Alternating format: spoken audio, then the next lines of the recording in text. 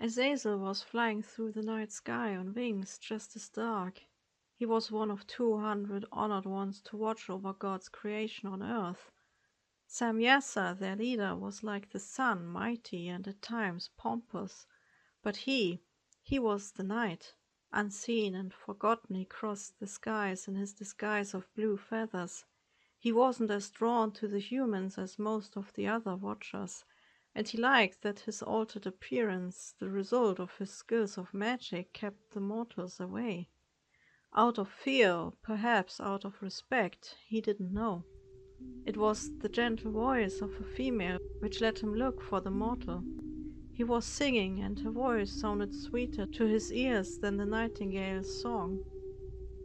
Something in his soul forced him to fly closer, to follow the call that begged him to lay eye upon the fragile creature. The notes she uttered seemed to resonate with his heart, making it beat faster, very slightly, but faster still. Without a sound, he landed on a barren rock, halfway submerged in a lake. A waterfall joined the basin of water rushing softly in the night. The female bathing in the clear water didn't notice the shadow sitting close by, invisible in the night. Her long brown hair hung over her shoulders and almost down to her waist, and still she sang in complete harmony with the sounds of the night. Azazel didn't know how she noticed. Perhaps his gaze had been too intense beneath the mask-like structure of spikes and feathers that hid his face down to the upper lip. Or perhaps his long bird-like talons had scraped on the rock, nearly inaudible and yet loud enough. What he did know is that she turned towards him, her eyes staring at the strange creature. He was sure she should have been frightened by his horns, the spikes on his back, or the whip-like tail. Yet her brown eyes indicated no fear, more wonder. Her innocent bravery made him uneasy, and he opened his wings to demand distance. But still she approached, draping a thin cloth around her feminine features to hide them. As she came closer, it struck him how utterly beautiful this mortal was, how these tender eyes fixed him as if she experienced the same feelings. When she stood right in front of him, she extended one hand. Panic exploded inside of the watcher. This wasn't right. This wasn't supposed to happen. He was supposed to watch them, nothing more and nothing less. He tried to dodge her by straightening up from his hunched-over position. Barely had he taken one front talon off the rock when her hand touched the structure hiding his face. He felt her warmth reach through to his cheek. It was a wonderful sensation, the warmth of a female's hand. "Are you afraid of me?" she asked in a voice that sounded purer than anything else to him. He wanted to draw back, to fly off, and yet he didn't. "No," he answered. "You're one of the Lord's angels watching over us," she continued, still touching his cheek. "I am." "Why do you hide your fair face?"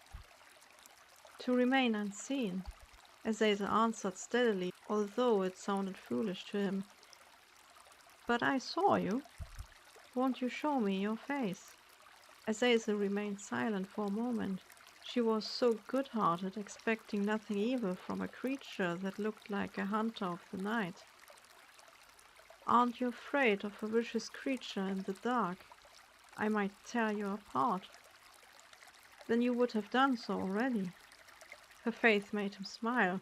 Taking a step back, he let his talons turn into fingers and toes. The horns and spikes retracted, and the blue fur turned into fair skin. With his dark hair as long as hers, he stood in the moonlight in white anthracite garments. Hesitantly, he stretched out his hand to touch her face with the tips of his fingers. Feeling her nestling on his hand, he stepped closer. "How did a watcher find interest in me?" she asked as her eyes locked with his own. He could have stared into them forever. "I heard your voice, so very like the one of an angel." She smiled at his statement, and the pale moonlight revealed a faint blush. "And what is my secret adorer's name?" Azazel. Word traveled fast about Azazel visiting a woman and about him having undoubtedly affectionate feelings for her, as well as about him secretly sharing his wisdom with mankind. He had tried to keep those secrets without success. Samyasa had called upon him. It dawned on Azazel that his leader would have to punish him. It was forbidden to a watcher to interact with humanity without the order to do so. Trying to ignore the cold sinking sensation, Azazel stepped in front of the mighty angel. Samyasa was a warrior much like Uriel. His gold brown hair and prideful bearing gave one the impression of facing a lion. Azazel was a skilled fighter, but he was slender compared to the leader of the Watchers. I heard some rumors about you, Azazel. I imagine you did, he answered smoothly, not betraying anything. Samyasa shot him a strange gaze, a mixture of curiosity and greed. You are my second in command, as much their leader as I am, as you surely know. Yes. Azazel kept his answering in a voice short and steady. And you surely know that I see you as my equal more than my subordinate. I do. Which is the reason that I am glad that you were the first to take the step. The words brought confusion into the Watcher's soul. He shot Samyasa, who stood there like an emperor, a puzzled glance. What? There was something in the slightly widened eyes of the angel he didn't like. Coming closer, Samyasa gripped the angel's shoulder. You showed them how easy it is to defy God. Taking yourself a woman to taint their future generations, it's what the fallen rebel would have exulted about. Azazel had known that in the last time Samyasa had started to view humans as little more than toys. The angel had learned whatever he could about Lucifer's deeds, and he had become obsessed with it. He seemed to adore the fallen for the bloodshed he caused. What do you mean, exalted? Azazel took a step back in an attempt to flee the dark presence of his leader. Many of us see the injustice of the Divine Father. His creations, what are they worth? They are weak and pathetic and still playing in the mud. Why shouldn't we do something about it? Share our blood with theirs, make them better, and when their tainted souls go to hell, the Morning Star will thank us for our loyalty. Azazel was disgusted by the heroic picture Samyasa had of the Lightbringer. There was nothing noble in tainting souls and spreading misery. He had made a mistake that would cause immense suffering, he was certain of it. I would like you by my side, right here. Samyasa displayed a fanatic tone in his euphoric voice. No. Azazel spoke firmly and backed away, because as sudden as the euphoria had come, as sudden it had yielded to the angry expression Samyasa now wore. Before the other angel could force him to stay, Azazel spread his wings and made his way into the sky. In the disguise which turned him into a shadow in the night sky, Azazel crossed the land. The Watchers looked for him, he knew, but none of them was thinking like him, and none of them was a master of magic. He could see them, but they wouldn't find him. To his dismay, the Watcher saw how many of the others' children had turned into mere marionettes of darkness. Some were human with the soul of a demon, others were giants, more beast than man. Guilt gnawed at Azazel as he remembered who had been the trigger for these actions. The Nephilim burned and trampled the cities of men. They ate cattle and fish and even humans. They were brutes born with the intent to rampage until all life created by God was gone, replaced by their foulness. They would shatter the world in the same way the war between Michael and Lucifer had threatened to shatter heaven. Azazel wasn't especially courageous, but the intent to protect the woman he loved made him abandon his cowardice. On swift wings he searched out the leader of the Watchers. His leader.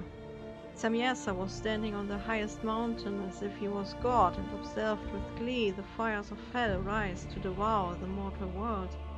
Despite the noiseless landing, Samyasa turned instantly to face his fellow angel. The instincts of a warrior couldn't be fooled after all. "I've come to stop you," Azazel spoke while letting the appearance of the night make room for his own. Samyasa only showed a confident grin. "If you stop me or not, you won't change the world." Azazel didn't wait and attack with his single-edged curved sword, but where Azazel was precise, Samyasa was bold. When he attacked one weak spot, Samyasa unleashed his full strength, whereupon the fight was one-sided and ended with Samyasa burying his blade in Azazel's stomach. The Watcher felt panic rise when his own warm blood stained his clothes. But the angel with the royal temper wasn't done with him yet. Pulling out the sword, he let his attacker fall to the ground, whilst he produced a parchment from beneath his breastplate. "This," he explained, "is a binding contract each Watcher signs to ensure that punishment will be equal for all of us." "I won't sign any agreement," Azazel uttered, trying to stand up. Ripping out one of the falcon-like feathers, Samyasa proceeded by dipping the shaft into Azazel's blood, writing what the Watcher assumed to be his own name in the binding contract. "When God punishes us, then you will take part in it. Better to help me, don't you think?" Samyasa gloated, drunk on his own magnificent mischievousness. Seeing his plan failed, Azazel crept towards the mountain's edge and let himself fall into the depths. His wings barely carried him, but he refused to die here alone. The wrath of their father would come. Already he could hear the archangels take to arms far above in heaven. There was no time left to lose.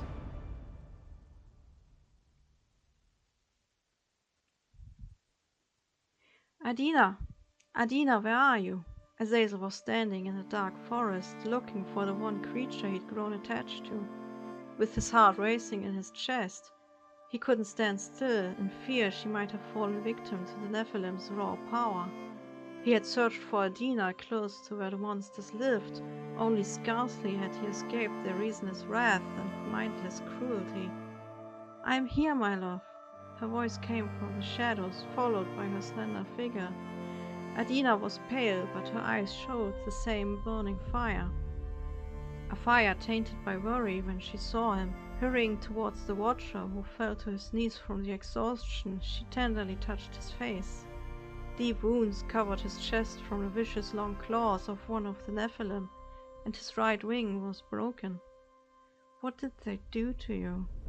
Azazel had no mind for the wounds. They wouldn't be his last.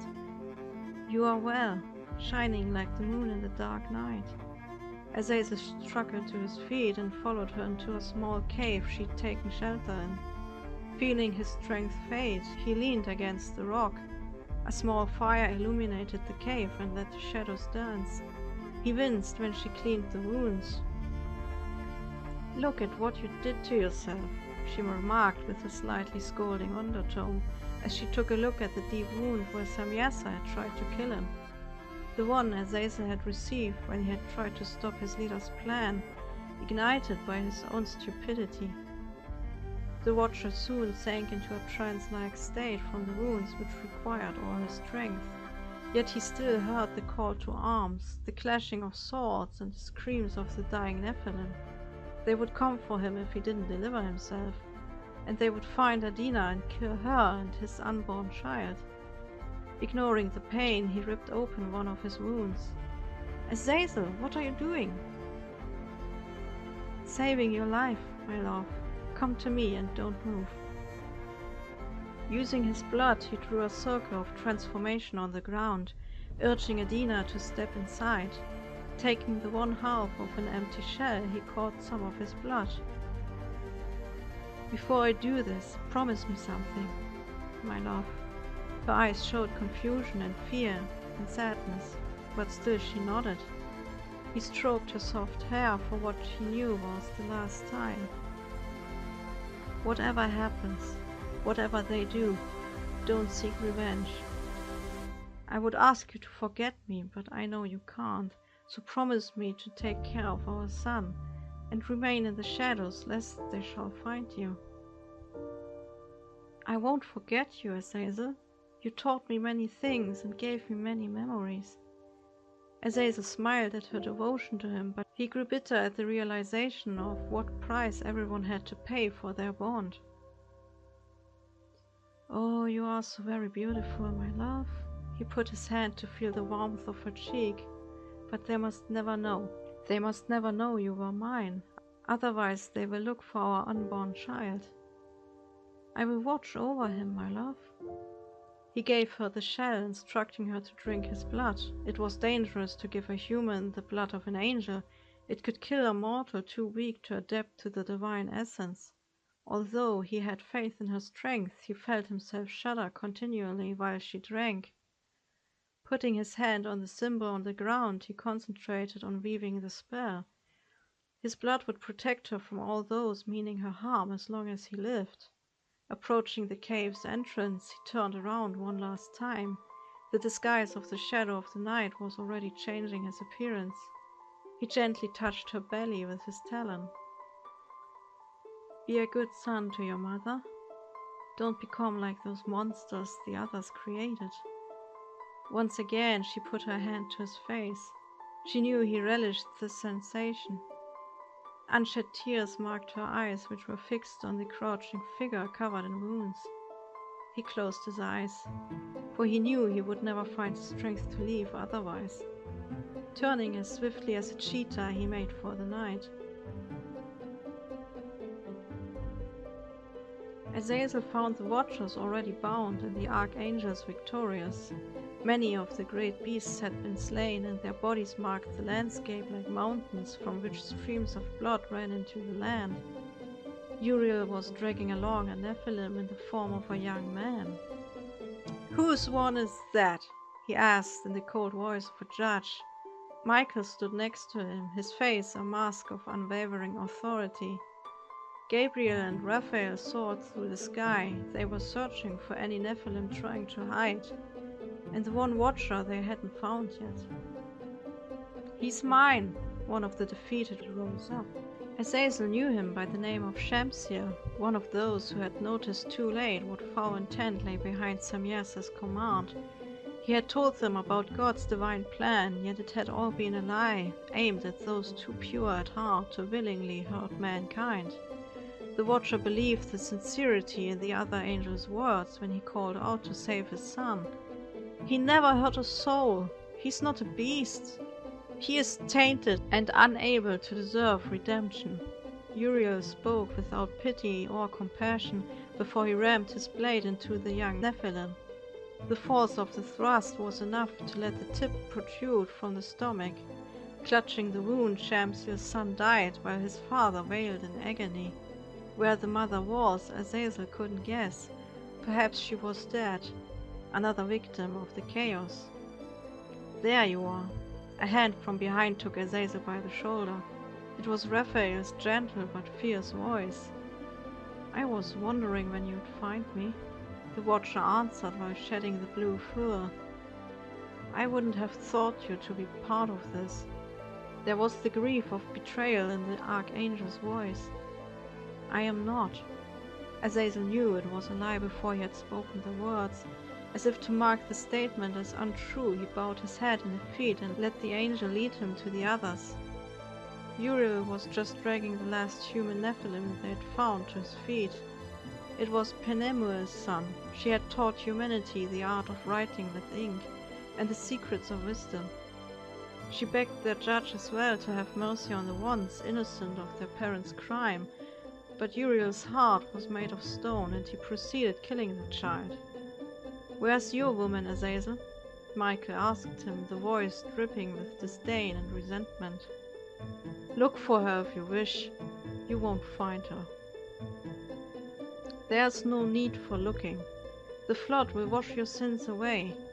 Azazel, teacher of magic and war, your crime is the gravest. The children of God and the children of man are not meant to love one another." The unmistakable jeer when the word love was spoken did not escape the Watcher's notice. "My intentions were far different from the result." Azazel spoke back, yet was ignored. The trial was done, and they would be cast down, even farther away from the heavenly light than the fallen.